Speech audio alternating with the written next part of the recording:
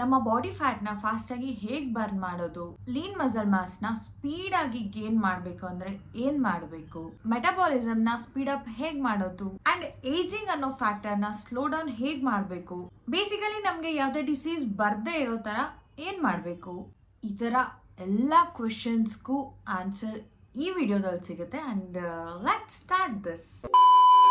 Hi hello ನಮಸ್ಕಾರ, welcome back to my YouTube channel. ಅರೆ ಅರೆ ಏನಿದು ಹೊಸ ದಾಳಿ, ಎದೆಯಲಿ ಕಾದಾಟ.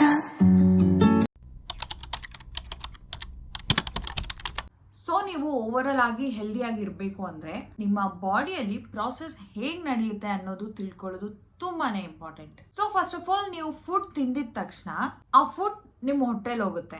ನಿಮ್ಮ ಹೊಟ್ಟೆಲಿ ಫರ್ದರ್ಲಿ ಬ್ರೇಕ್ ಆಗಿ ಇಂಟೆಸ್ಟೈನ್ಸ್ ಇಂದ ಪಾಸ್ ಆಗುತ್ತೆ.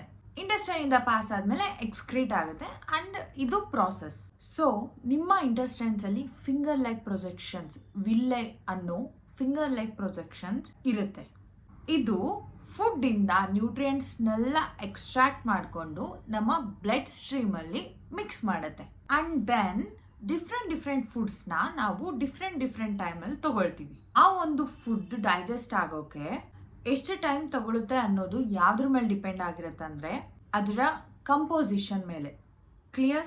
ಆ್ಯಂಡ್ ಅದರಲ್ಲಿ ಎಷ್ಟು ಪರ್ಸೆಂಟ್ ನೀರಿನಂಶ ಇದೆ ಅನ್ನೋದ್ರ ಮೇಲೆ ಕೂಡ ಡಿಪೆಂಡ್ ಆಗಿರುತ್ತೆ. ಓಕೆ, ಫಾರ್ ಎಕ್ಸಾಂಪಲ್ ಫ್ರೂಟ್ಸ್ ಅಲ್ಲಿ ವಾಟರ್ ಕಂಟೆಂಟ್ ಜಾಸ್ತಿ ಇರುತ್ತೆ. ಸೊ ಇದು ಫಾಸ್ಟ್ ಆಗಿ ಡೈಜೆಸ್ಟ್ ಆಗಿಬಿಡುತ್ತೆ. ಒಂದು 3 hours ತಗೋಬೋದು ಅಂಡ್ ಇದು ಎಸ್ಟಿಮೇಟೆಡ್ ಟೈಮ್ ಅಷ್ಟೇ. ಅಂಡ್ ಗ್ರೇನ್ಸ್ ಮತ್ತೆ ಸ್ವಲ್ಪ ಕಾಂಪ್ಲೆಕ್ಸ್ ಆಗಿರುವಂಥ ಫುಡ್ ಅನ್ಕೊಳ್ಳಿ, ಈ ಥರದ್ದು ಅರೌಂಡ್ 18 hours ತಗೊಳುತ್ತೆ. ಯಾವುದಕ್ಕೆ? ಕಂಪ್ಲೀಟ್ಲಿ ಡೈಜೆಸ್ಟ್ ಆಗೋಕ್ಕೆ, ಸಿಸ್ಟಮ್ ಇಂದ ಎಲಿಮಿನೇಟ್ ಆಗೋದಕ್ಕೆ, ಅಂದರೆ ಎಕ್ಸ್ಕ್ರೀಟ್ ಆಗೋಕ್ಕೆ.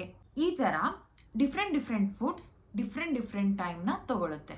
ಸೊ ಇಲ್ಲಿ ನಾವು ಏನು ಮಾಡ್ತಿದ್ದೀವಿ ಅಥವಾ ಏನು ಆಗ್ತಿದೆ ಅಂದರೆ, ಒಂದು ಫುಡ್ ಕಂಪ್ಲೀಟ್ ಆಗಿ ಡೈಜೆಸ್ಟ್ ಆಗೋ ಮುಂಚೆನೆ ನಾವೇನು ಮಾಡ್ತಿದ್ದೀವಿ, ಇನ್ನೊಂದು ಮೀಲ್ನ ತಿಂತಿದ್ದೀವಿ. ಸೊ ಈಗ ಏನಾಗ್ತಿದೆ ಅಂದರೆ ಬಾಡಿನ ಆ್ಯಂಡ್ ನಮ್ಮ ಡೈಜೆಸ್ಟಿವ್ ಸಿಸ್ಟಮ್ನ ಕಂಪ್ಲೀಟ್ ಆಗಿ ವರ್ಕಲ್ಲಿ ಇಡ್ತಿದ್ದೀವಿ ಅಲ್ವಾ? ಇದೇ ನಾವು ಮಾಡ್ತಾ ಇರೋ ತಪ್ಪು ಕಂಡ್ರೋ.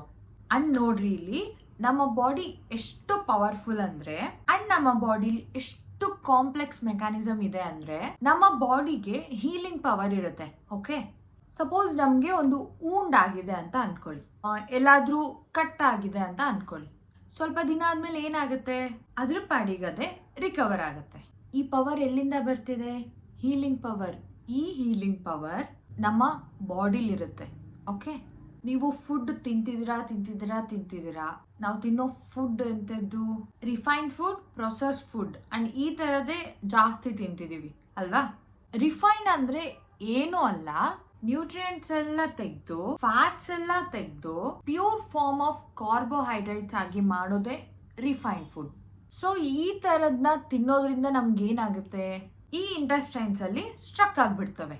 ವರ್ಷಾನ್ಗಟ್ಲೆ ಈ ಥರ ತಿಂದಿದ್ದೆಲ್ಲ ಸ್ಟ್ರಕ್ ಆಗಿ ಈ ವೇಸ್ಟ್ ಎಲ್ಲ ಒಂದು ಥಿಕ್ ಲೇಯರ್ ಆಗಿ ಫಾರ್ಮ್ ಆಗುತ್ತೆ.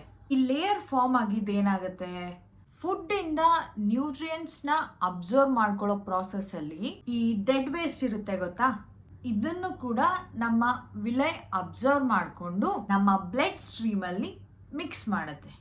ಅಂಡ್ ಇಲ್ಲಿಂದನೇ ನಮ್ಮ ಪ್ರಾಬ್ಲಮ್ಸ್ ಎಲ್ಲ ಸ್ಟಾರ್ಟ್ ಆಗೋದು.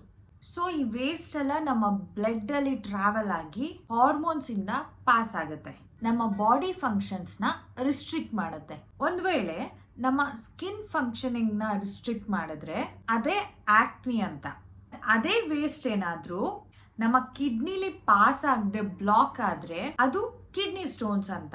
ಅಕಸ್ಮಾತ್ ಅದು ನಮ್ಮ ಓವರೀಸ್ ಅಲ್ಲಿ ಅಕ್ಯುಮುಲೇಟ್ ಆದರೆ ಅದು ಸಿಸ್ಟ್ ಅಂತ. ಮೆನ್ಸ್ಟ್ರುಯಲ್ ಡಿಸಾರ್ಡರ್ಸ್ ಮತ್ತೆ PCOD, PCOS ಈ ಥರ ಪ್ರಾಬ್ಲಮ್ಸ್ ಎಲ್ಲ ಸ್ಟಾರ್ಟ್ ಆಗುತ್ತೆ.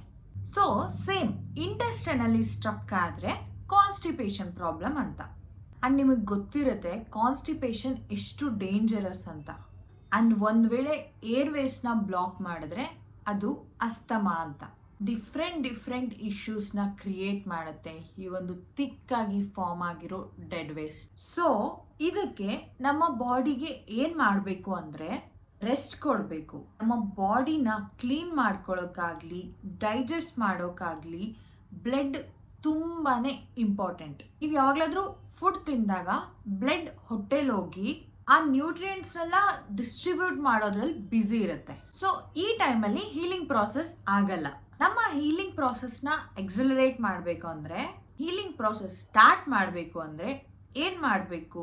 ಡೈಜೆಸ್ಟಿವ್ ಸಿಸ್ಟಮ್ಗೆ ಕಂಪ್ಲೀಟ್ ಆಗಿ ಬ್ರೇಕ್ ಕೊಡಬೇಕು. ಸೊ ಆ ಹೀಲಿಂಗ್ ಪ್ರಾಸೆಸ್ ಆಗೋಕ್ಕೆ ಏನ್ ಮಾಡಬೇಕು?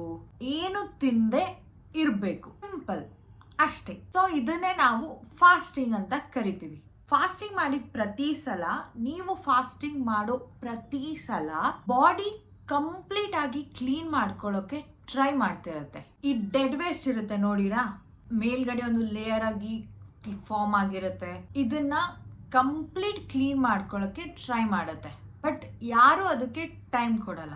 ಇಂಟರ್ಮಿಡಿಯೇಟ್ ಫಾಸ್ಟಿಂಗ್ ನ ವೇಟ್ ಲಾಸ್ ಆಗಲ್ಲ. ಕ್ಯಾಲೋರಿ ಡೆಫಿಸಿಟ್ ಅಲ್ಲಿ ಇದ್ರೆ ವೇಟ್ ಲಾಸ್ ಆಗ್ತೀವಿ ಅಲ್ವಾ? ಇಂಟರ್ಮಿಡಿಯೇಟ್ ಫಾಸ್ಟಿಂಗ್ ಅಲ್ಲಿ ಏನಿದೆ? ಕ್ಯಾಲೋರಿ ಡೆಫಿಸಿಟ್ ಇಂದನೇ ವೇಟ್ ಲಾಸ್ ಆಗ್ಬೋದು ಅನ್ಕೊಂಡ್ರೆ ತುಂಬಾನೇ ತಪ್ಪು. ಇಂಟರ್ಮಿಡಿಯೇಟ್ ಫಾಸ್ಟಿಂಗ್ ಅಲ್ಲಿ ಆಕ್ಚುಲಿ ನೀವು ನಿಮ್ಮ ಹಾರ್ಮೋನ್ಸ್ ನ ಇಂಪ್ರೂವ್ ಮಾಡ್ಕೋಬಹುದು, ಹಾರ್ಮೋನ್ಸ್ ಡಿಫಿಷಿಯನ್ಸಿನ ಇಂಪ್ರೂವ್ ಮಾಡ್ಕೋಬಹುದು, ನಿಮ್ಮ ಬಾಡಿನ ಕ್ಲೀನ್ ಮಾಡ್ಕೋಬಹುದು, ನಿಮ್ಮ ಬಾಡಿಲಿರೋ ಟಾಕ್ಸಿನ್ಸ್ ಎಲ್ಲ ಥ್ರೂ ಸ್ವೆಟ್ ಮತ್ತೆ ಯೂರಿನ್ ಮುಖಾಂತರ ಹೊರಗೆ ಕಳಿಸ್ಬೋದು. ಕಂಪ್ಲೀಟ್ ಆಗಿ ನಿಮ್ಮ ಬಾಡಿನ ಹೆಲ್ದಿಯಾಗಿ ಇಟ್ಕೋಬಹುದು. ಹೆಲ್ದಿಯಾಗಿರೋ ಬಾಡಿಲಿ ಜಾಸ್ತಿ ದಿನ ಯಾವುದೇ ಒಂದು ಡಿಸೀಸ್ ಸರ್ವೈವ್ ಆಗಕ್ಕೆ ಆಗಲ್ಲ. ಸೊ ಈ ಥರ ನೀವು ಡಿಸೀಸಸ್ನ ಪ್ರಿವೆಂಟ್ ಮಾಡ್ಬೋದು. ಹೆಲ್ದಿ ಆಗ್ತೀರಾ ಆ್ಯಂಡ್ ವೇಟ್ ಲಾಸ್ ಕೂಡ ಆಗ್ತೀರಾ. ಒಂದ್ ವೇಳೆ ನೀವು ವೇಟ್ ಗೇನ್ ಆಗಬೇಕು ಅಂದ್ರೆ ಸಿಂಪಲ್, ಕ್ಯಾಲೋರಿ ಸರ್ಪ್ಲಸ್ ಅಲ್ಲಿ ಇರಿ. ನೀವು ತಿನ್ನೋ ಈಟಿಂಗ್ ವಿಂಡೋ ಅಲ್ಲಿ ಆಟೋಮೆಟಿಕ್ ಆಗಿ ವೇಟ್ ಗೇನ್ ಆಗ್ತೀರಾ. ಅಂಡ್ ನೀವು ಅವಾಯ್ಡ್ ಮಾಡಲೇಬೇಕಾಗಿರೋ ಫುಡ್ಸ್ ಯಾವಂದ್ರೆ ರಿಫೈನ್ಡ್ ಅಂಡ್ ಪ್ರೊಸೆಸ್ಡ್ ಫುಡ್ಸ್. ಈ ಥರದ್ ಎಲ್ಲದೂ ಅವಾಯ್ಡ್ ಮಾಡಿ. ಅಂಡ್ ಇದು ಯಾವುದೂ ಒಳ್ಳೇದಲ್ಲ. ರಿಫೈನ್ಡ್ ಅಂದ್ರೆ ಪ್ಯೂರ್ ಶುಗರ್. ಇವು ನಮ್ಮ ಇಂಟೆಸ್ಟೈನ್ ಅಲ್ಲಿ ಸ್ಟ್ರಕ್ ಆಗಿ ಅಂಡ್ ಈ ಒಂದು ಪ್ರಾಸೆಸ್ನ ಎಕ್ಸಿಲರೇಟ್ ಮಾಡುತ್ತೆ. So prevention is better then cure. ನೆನಪಿರಲಿ, ಒಂದು ಸಲ ಕಾಯಿಲೆ ಬಂದ ಮೇಲೆ ಸಫರ್ ಆಗೋ ಬದಲು ಅದು ಬರ್ದೇ ಇರೋ ಥರ ನೀವು ಕೇರ್ ಮಾಡೋದು ಬೆಟರ್.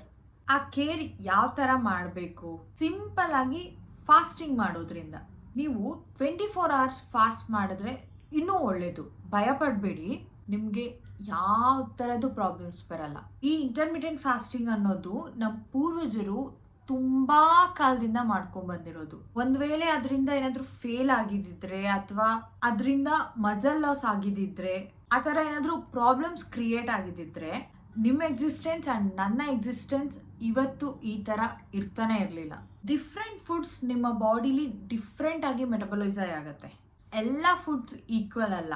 ನೀವೇನ್ ಮಾಡಬೇಕು ಅಂದ್ರೆ ಹೋಲ್ ಫುಡ್ಸ್ನ ತಿನ್ನಬೇಕು. ಶುಗರ್ ಫುಡ್ಸ್ನ ಎಷ್ಟಾಗುತ್ತೋ ಅಷ್ಟು ಅವಾಯ್ಡ್ ಮಾಡಿ.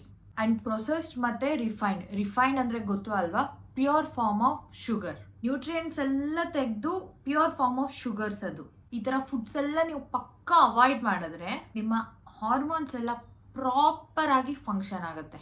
ಆಗ ನೀವು ಅನ್ನೆಸೆಸರಿ ವೇಟ್ ಗೇನ್ ಆಗಲ್ಲ. ಸೊ ಆಗ ನಿಮ್ಮ ಬಾಡಿನ ನೀವು ಹೆಲ್ದಿಯಾಗಿ ಕ್ಲೀನ್ ಆಗಿ ಇಟ್ಕೋಬಹುದು. ಈ ಒಂದು ಇನ್ಫಾರ್ಮೇಶನ್ ನಿಮಗೆ ಯೂಸ್ಫುಲ್ ಆಗಿದೆ ಅಂತ ನಾನು ಭಾವಿಸ್ತೀನಿ. ಆ್ಯಂಡ್ ಈ ಒಂದು ವಿಡಿಯೋ ನಿಮಗೆ ಯೂಸ್ಫುಲ್ ಅನಿಸಿದ್ರೆ ನಿಮ್ಮ ಫ್ರೆಂಡ್ಸ್ ಆ್ಯಂಡ್ ಫ್ಯಾಮಿಲಿ ಜೊತೆ ಶೇರ್ ಮಾಡಿ, ಲೈಕ್ ಮಾಡಿ, ಸಬ್ಸ್ಕ್ರೈಬ್ ಮಾಡಿ ಆ್ಯಂಡ್ ಕಮೆಂಟ್ ಮಾಡಿ. ಆ್ಯಂಡ್ ಇನ್ನೊಂದು ಯೂಸ್ಫುಲ್ ವಿಡಿಯೋ ಜೊತೆ ಮತ್ತೆ ಸಿಗ್ತೀನಿ. Until then bye, take care.